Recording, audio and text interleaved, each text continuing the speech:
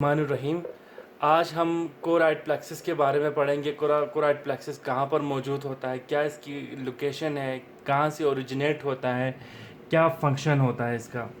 सबसे पहले ये ब्रेन में ये वाइट से डॉट नज़र आ रहे हैं बाइलेटरली, ये कोराइड प्लेक्सिस हैं।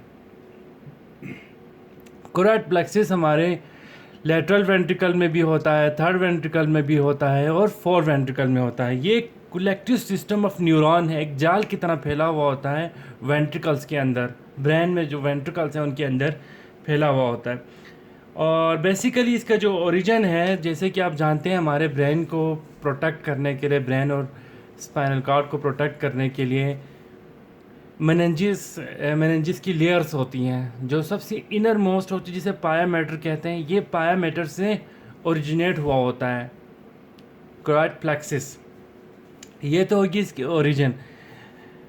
इसका फंक्शन क्या होता है? कोराइड प्लेक्सिस का जो सबसे बड़ा मेन फंक्शन होता है, ये सीएसएफ प्रोड्यूस करता है। ब्रेन के अंदर सीएसएफ को प्रोड्यूस करता है, और सीएसएफ का जो मेन फंक्शन है, ब्रेन को प्रोटेक्ट करना, ब्रेन और स्पाइनल कॉर्ड को प्रोटेक्ट करना, और ब्रेन और स्पाइनल कॉर्ड की नशोनुमा और डेवलपमेंट के लिए सीएसएफ की ज़रूरत पड़ती है। जिस तरह हमारे बॉडी में सर्कुलेटरी सिस्टम है और हमारा ब्लड हमारे बॉडी के अंदर सर्कुलेट करता है, सेम लाइक सीएसएफ भी एक चैनल के थ्रू हमारे बॉडी में सर्कुलेट करता है। मैं आपको इसमें दिखाता हूँ ये। ओके, मैं इसकी मूवमेंट दिखाऊंगा आपको। फॉर एग्जांपल आप यहाँ देखें, जस्ट अ मिनट। अगर आपको नज़र आओ, ये लेटरल वेंट्रिकल है। लेटरल वेंट्रिकल से सीएसएफ मूव करके थर्ड वेंट्रिकल में जाता है, फोरामेन ऑफ मनरो के थ्रू। एंड लेटरल वेंट्रिकल से थर्ड वेंट्रिकल में जाता है फोरामेन ऑफ मनरो से, और फिर थर्ड वेंट्रिकल से फोर्थ वेंट्रिकल में आता है सेरेब्रल एक्विडक्ट के थ्रू। यहाँ पे सेरेब्रल एक्विडक्ट होती है, ये लेटरल थर्ड वेंट्रिकल है।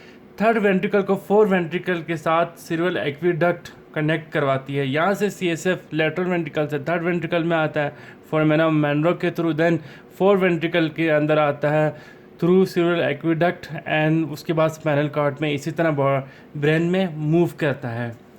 सो बहुत सारे ट्यूमर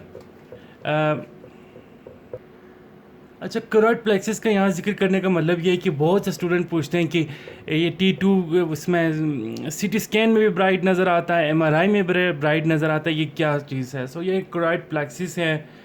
और यहाँ डिस्कस करने का मतलब है, यहाँ अगर जो फॉर एग्ज़ाम्पल कोई ट्यूमर वगैरह हो या कोई कैल्सिफिकेशन लिम्फोमा बना हो, तो मोस्टली जो है ना, इस स्ट्रक्चर को सही केयरफुली नहीं देखा जाता है। सो ये कोराइड प्लेक्सिस है। थोड़ा सा इस एरिया को डिटेक्ट करना भी थोड़ा सा डिफ़िकल्ट होता है। बी केयरफुली स्कैन करना चाहिए और इसको केयरफुली डिटेक्ट करना चाहिए, कोई भी बीमारी हो।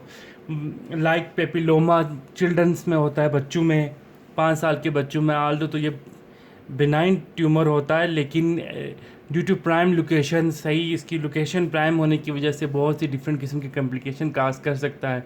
पेशेंट को सीटी स्कैन हम कह देते हैं कि नॉर्मल होता है। बाज़ औक़ात अगर हम इसके अंदर कोई लीजन है और हम पेशेंट को कह देते हैं कि आपका स्कैन नॉर्मल है, तो पेशेंट MRI और सीटी स्कैन करने के बाद इस तसल्ली के साथ रहता है कि उसे कुछ भी नहीं है, आल्दो वो इस तरह की स्टिल सफ़र कर रहा होता है। डिफरेंट किस्म की लीजन यहाँ पे हो सकती हैं, सिस्ट बन सकती है इस एरिया में, कैल्सिफिकेशन हो सकती है, पेपिलोमा हो सकता है, सॉलिड लीजन बन सकती है। सो इस कोराइड प्लेक्सिस के बारे में जस्ट आपको ये चीज़ थोड़ी सी एक्सप्लेन करनी थी। अगर आपको वीडियो पसंद आई तो शेयर कीजिएगा, लाइक कीजिएगा। Thank you so much.